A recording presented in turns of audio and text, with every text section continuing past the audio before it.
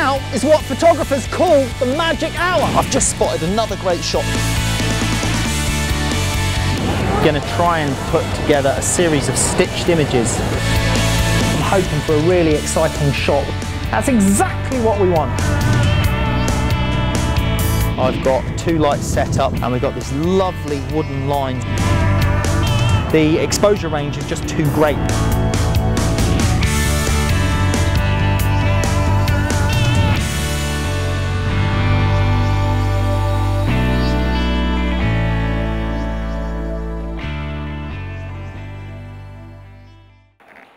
Hi, I'm Karl Taylor and I'm going to tell you a little bit about our filters. We get a lot of questions about the filter systems that you see me use in our programs.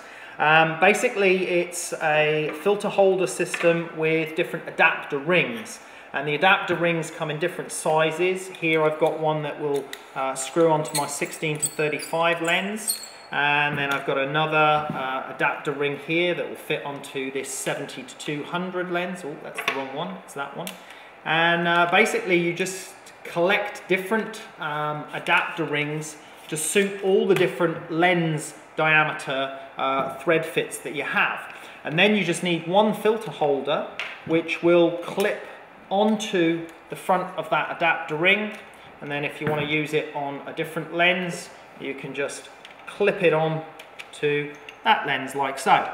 Now, why use a system like this? Well, for me, it's because I can use multiple filters if necessary, and also the quality of the filters and the speed of use compared to screw-on filters.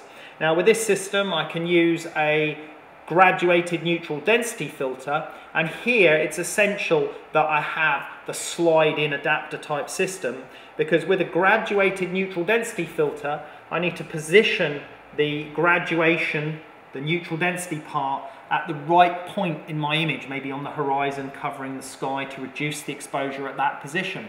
Now, I wouldn't be able to do that with a screw-in filter thread type system. The other reason for this type of system is so that you can add additional filters. So here I'm now putting a polarizing filter into the front of that one, and I've got the two filters stacked up together. Now, for those of you who've been following our programs, you may have seen me lose and break many filters in the past. And part of the problem was that I had a filter holder that was quite old. It's been used for many, many years, and the actual polarizing filters, when they're in this holder, were getting a little bit loose. So if I shook it while I was walking around, you could see that the filter was starting to fall out, and I'd lost many filters, dropped them, smashed them because they fell out of the holder. I recently purchased a new holder, and because it's a new one, the fittings are a lot tighter and a lot firmer, so the filter is going to stay in there a lot more securely. But what I was doing before that, which is a great little tip, is to prevent them falling out anymore, is just get yourself a piece of electrical tape and cut yourself a piece and basically put it onto the edge of the filter, and then you can just run that tape down the side, and it basically just thickens up that edge of the filter and also makes the filter a tiny, tiny little bit wider. And then you can just trim off those pieces there. And then basically, even in the old filter holder, when I slide that in now, just that little bit of extra thickness on there now is keeping it really firm, so it's not going to slide out and fall out. So that's a way of getting over, overcoming that problem of an old filter holder not being as tight as they originally were, was just putting a little bit of that electrical tape down the side.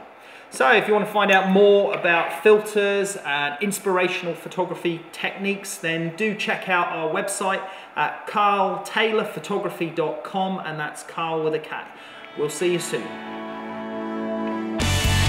Right now is what photographers call the magic hour. I've just spotted another great shot. I'm going to try and put together a series of stitched images. I'm hoping for a really exciting shot. That's exactly what we want.